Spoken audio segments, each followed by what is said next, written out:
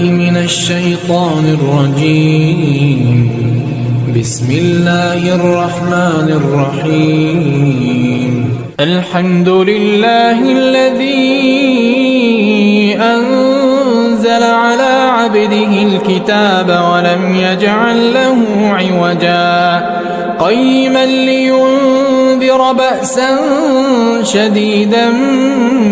من لدنه ويبشر المؤمنين الذين يعملون الصالحات أن لهم أجرا حسنا ماكثين فيه أبدا وينذر الذين قالوا اتخذ الله ولدا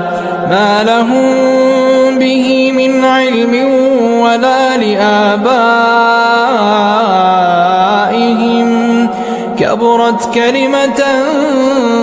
تخرج من أفواههم إن يقولون إلا كذبا فلعلك باخع نفسك على آثارهم إن لم يؤمنوا بهذا الحديث أسفا إنا جعلنا ما على الأرض زينة لها لنبلوهم أيهم أحسن عملا وإنا لجاعلون ما عليها صعيدا جرزا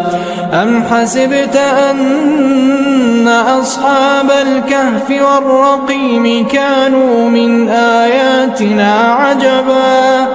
إذ أوى الفتية إلى الكهف فقالوا ربنا آتنا من لدنك رحمة وهيئ لنا من أمرنا رشدا فضربنا على آذانهم في الكهف سنين عددا ثم بعثناهم لنعلم أي الحزبين أحصى لما لبثوا أمدا نحن نقص عليك نبأهم بالحق إنهم فتية آمنوا بربهم وزدناهم هدى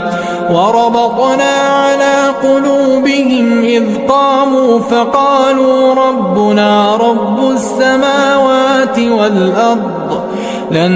ندعو من دونه إلها لقد قلنا إذا شططا هؤلاء قوم اتخذوا من دونه آلهة لولا يأتون عليهم بسلطان بين فمن أظلم ممن افترى على الله كذبا وإذ اعتزلتموهم وما يعبدون إلا الله فأووا إلى الكهف ينشر لكم ربكم من رحمته ويهيئ لكم من أمركم مرفقا وترى الشمس إذا طلعت تزاور عن كهفهم ذات اليمين وإذا غربت تقرضهم ذات الشمال وهم في فجوة منه ذلك من آيات الله من يهد الله فهو المهتد ومن يضلل فلن تجد له وليا مرشدا وتحسبهم أيقاظا وهم رقود ونقلبهم ذات اليمين وذات الشمال وكلبهم باسط ذراعيه بالوصيد لو اطلعت عليهم لوليت منهم فرارا ولملئت منهم رعبا وكذلك بعثناهم ليتساءلوا بينهم قال قائل منهم كم لبثتم قالوا لبثنا يوما أو بعض يوم قالوا ربكم أعلم بما لبثتم فابعثوا أحدكم بورقكم هذه إلى المدينة فلينظر أيها أزكى طعاما فليأتكم برزق منه وليتلطف ولا يشعرن بكم أحدا إنهم إن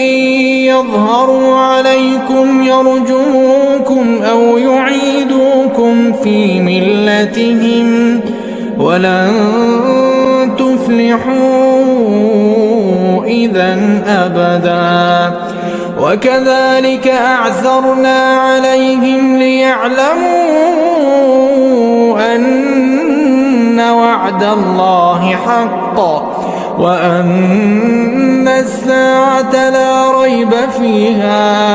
إذ يتنازعون بينهم أمرهم فقالوا ابنوا عليهم بنيانا ربهم أعلم بهم قال الذين غلبوا على أمرهم لنتخذن عليهم مسجدا سيقولون ثلاثة رابعهم كلبهم ويقولون خمسة سادسهم كلبهم رجما بالغيب ويقولون سبعة وثامنهم كلبهم قل ربي أعلم بعدتهم ما يعلمهم إلا قليل فلا تمار فيهم إلا مراء ظاهرا ولا تستفت فيهم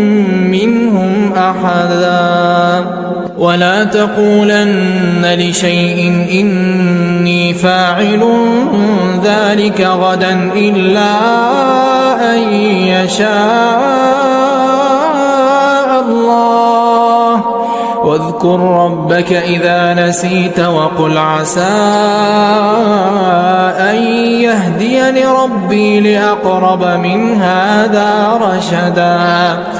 ولبثوا في كهفهم 300 سنين وازدادوا 9 قل الله أعلم بما لبثوا له غيب السماوات والأرض أبصر به وأسمع ما لهم من دونه من ولي ولا يشرك في حكمه أحدا واتل ما أوحي إليك من كتاب ربك لا مبدل لكلماته ولن تجد من دونه ملتحدا واصبر نفسك مع الذين يدعون ربهم بالغداة والعشي يريدون وجهه ولا تعد عيناك عنهم تريد زينة الحياة الدنيا ولا تطع من أغفلنا قلبه عن ذكرنا واتبع هواه وكان أمره فرطا وقل الحق من ربكم فمن شاء فليؤمن ومن شاء فليكفر إنا أعتدنا للظالمين نارا أحاط بهم سرادقها وإن يستغيثوا يغاثوا بماء كالمهل يشوي الوجوه بئس الشراب وساءت مرتفقا إن الذين آمنوا وعملوا الصالحات إنا لا نضيع أجر من أحسن عملا أولئك لهم جنات عدن تجري من تحتهم الأنهار يحلون فيها من أساور من ذهب ويلبسون ثيابا خضرا من سندس واستبرق متكئين فيها على الأرائك نعم الثواب وحسنت مرتفقا واضرب لهم مثلا الرجلين جعلنا لأحدهما جنتين من أعناب وحففناهما بنخل وجعلنا بينهما زرعا كلتا الجنتين آتت أكلها ولم تظلم منه شيئا وفجرنا خلالهما نهرا وكان له ثمر فقال لصاحبه وهو يحاوره أنا أكثر منك مالا وأعز نفرا ودخل جنته وهو ظالم لنفسه قال ما أظن أن تبيد هذه أبدا وما أظن الساعة قائمة ولئن رددت إلى ربي لأجدن خيرا منها منقلبا قال له صاحبه وهو يحاوره أكفرت بالذي خلقك من تراب ثم من نطفة ثم سواك رجلا لكن هو الله ربي ولا أشرك بربي أحدا ولولا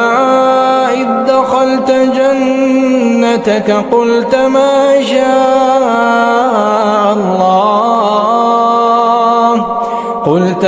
شاء الله لا قوة إلا بالله إن ترني أنا أقل منك مالا وولدا فعسى ربي أن يؤتيني خيرا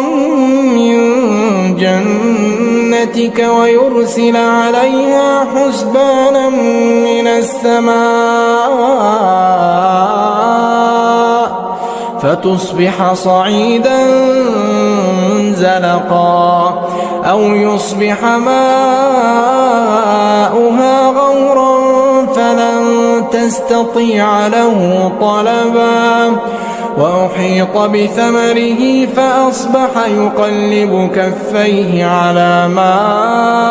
أنفق فيها وهي خاوية على عروشها ويقول يا ليتني لم أشرك بربي أحدا ولم تكن له فئة ينصرونه من دون الله وما كان منتصرا هنالك الولاية لله الحق هو خير ثوابا وخير عقبا واضرب لهم مثل الحياة الدنيا كماء إن أنزلناه من السماء فاختلط به نبات الأرض فأصبح هشيما تذروه الرياح وكان الله على كل شيء مقتدرا. المال والبنون زينة الحياة الدنيا والباقيات الصالحات خير عند ربك ثوابا وخير أملا. ويوم نسير الجبال وترى الأرض بارزة وحشرناهم فلم نغادر منهم أحدا وعرضوا على ربك صفا لقد جئتمونا كما خلقناكم أول مرة بل زعمتم أن لن نجعل لكم موعدا. ووضع الكتاب فترى المجرمين مشفقين مما فيه ويقولون يا ويلتنا ما لهذا الكتاب لا يغادر صغيرة ولا كبيرة إلا أحصاها ووجدوا ما عملوا حاضرا ولا يظلم ربك أحدا. وإذ قلنا للملائكة اسجدوا لآدم فسجدوا إلا إبليس كان من الجن ففسق عن أمر ربه أفتتخذونه وذريته أولياء من دوني وهم لكم عدو بئس للظالمين بدلا. ما أشهدتهم خلق السماوات والأرض ولا خلق أنفسهم وما كنت متخذ المضلين عضدا. ويوم يقول نادوا شركائي الذين زعمتم فدعوهم فلم يستجيبوا لهم وجعلنا بينهم موبقا. ورأى المجرمون النار فظنوا أنهم مواقعوها ولم يجدوا عنها مصرفا. ولقد صرفنا في هذا القرآن للناس من كل مثل وكان الإنسان أكثر شيء جدلا. وما منع الناس أن يؤمنوا إذ جاءهم الهدى ويستغفروا ربهم إلا أن تأتيهم سنة الأولين أو يأتيهم العذاب قبلا. وما نرسل المرسلين إلا مبشرين ومنذرين ويجادل الذين كفروا بالباطل ليدحضوا به الحق واتخذوا آياتي وما أنذروا هزوا. ومن أظلم ممن ذكر بآيات ربه فأعرض عنها ونسي ما قدمت يداه إنا جعلنا على قلوبهم أكنة أن يفقهوه وفي آذانهم وقرا وإن تدعهم إلى الهدى فلن يهتدوا إذا أبدا. وربك الغفور ذو الرحمة لو يؤاخذهم بما كسبوا لعجل لهم العذاب بل لهم موعد لن يجدوا من دونه موئلا. وتلك القرى أهلكناهم لما ظلموا وجعلنا لمهلكهم موعدا. وإذ قال موسى لفتاه لا أبرح حتى أبلغ مجمع البحرين أو أمضي حقبا فلما بلغا مجمع بينهما نسيا حوتهما فاتخذ سبيله في البحر سربا فلما جاوزا قال لفتاه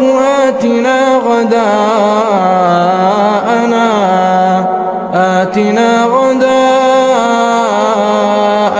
لقد لقينا من سفرنا هذا نصبا قال أرأيت إذ أوينا إلى الصخرة فإني نسيت الحوت وما أنسانيه إلا الشيطان أن أذكره واتخذ سبيله في البحر عجبا قال ذلك ما كنا نبغي فارتدا على آثارهما قصصا فوجدا عبدا من عبادنا آتيناه رحمة من عندنا وعلمناه من لدنا علما قال له موسى هل أتبعك على أن تعلمني مما علمت رشدا قال إنك لن تستطيع معي صبرا وكيف تصبر على ما لم تحط به خبرا قال ستجدني إن شاء الله صابرا ولا أعصي لك أمرا قال فإن اتبعتني فلا تسألني عن شيء حتى أحدث لك منه ذكرا فانطلقا حتى إذا ركبا في السفينة خرقها قال أخرقتها لتغرق أهلها لقد جئت شيئا إمرا قال ألم أقل إنك لن تستطيع معي صبرا قال لا تؤاخذني بما نسيت ولا ترهقني من أمري عسرا فانطلقا حتى إذا لقيا غلاما فقتله قال أقتلت نفسا زكية بغير نفس لقد جئت شيئا نكرا قال ألم أقل لك إنك لن تستطيع معي صبرا قال إن سألتك عن شيء بعدها فلا تصاحبني قد بلغت من لدني عذرا فانطلقا حتى إذا أتيا أهل قرية استطعما أهلها فأبوا أن يضيفوهما فوجدا فيها جدارا يريد أن ينقض فأقامه قال لو شئت لاتخذت عليه أجرا قال هذا فراق بيني وبينك سأنبئك بتأويل ما لم تستطع عليه صبرا أما السفينة فكانت لمساكين يعملون في البحر فأردت أن أعيبها وكان وراءهم ملك يأخذ كل سفينة غصبا وأما الغلام فكان أبواه مؤمنين فخشينا أن يرهقهما طغيانا وكفرا فأردنا أن يبدلهما ربهما خيرا منه زكاة وأقرب رحما وأما الجدار فكان لغلامين يتيمين في المدينة وكان تحته كنز لهما وكان أبوهما صالحا فأراد ربك أن يبلغا أشدهما ويستخرجا كنزهما رحمة من ربك وما فعلته عن أمري ذلك تأويل ما لم تسطع عليه صبرا ويسألونك عن ذي القرنين قل سأتلو عليكم منه ذكرا إنا مكنا له في الأرض وآتيناه من كل شيء سببا فأتبع سببا حتى إذا بلغ مغرب الشمس وجدها تغرب في عين حمئة ووجد عندها قوما قلنا يا ذا القرنين إما أن تعذب وإما أن تتخذ فيهم حسنا قال أما من ظلم فسوف نعذبه ثم يرد إلى ربه فيعذبه عذابا نكرا وأما من آمن وعمل صالحا فله جزاء الحسنى وسنقول له من أمرنا يسرا ثم أتبع سببا حتى إذا بلغ مطلع الشمس وجدها تطلع على قوم لم نجعل لهم من دونها سترا كذلك وقد أحطنا بما لديه خبرا ثم أتبع سببا حتى إذا بلغ بين السدين وجد من دونهما قوما لا يكادون يفقهون قولا قالوا يا ذا القرنين إن يأجوج ومأجوج مفسدون في الأرض فهل نجعل لك خرجا على أن تجعل بيننا وبينهم سدا قال ما مكني فيه ربي خير فأعينوني بقوة أجعل بينكم وبينهم ردما آتوني زبر الحديد حتى إذا ساوى بين الصدفين قال انفخوا حتى إذا جعله نارا قال آتوني أفرغ عليه قطرا فما استطاعوا أن يظهروه وما استطاعوا له نقبا قال هذا رحمة من ربي فإذا جاء وعد ربي جعله دكاء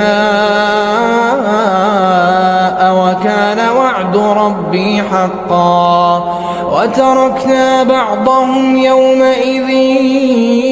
يموج في بعض ونفخ في الصور فجمعناهم جمعا وعرضنا جهنم يومئذ للكافرين عرضا الذين كانت أعينهم في غطاء عن ذكري وكانوا لا يستطيعون سمعا أفحسب الذين كفروا أن يتخذوا عبادي من دوني أولياء إنا أعتدنا جهنم للكافرين نزلا قل هل ننبئكم بالأخسرين أعمالا الذين ضل سعيهم في الحياة الدنيا وهم يحسبون أنهم يحسنون صنعا أولئك أولئك الذين كفروا بآيات ربهم ولقائه فحبطت أعمالهم فلا نقيم لهم يوم القيامة وزنا ذلك جزاء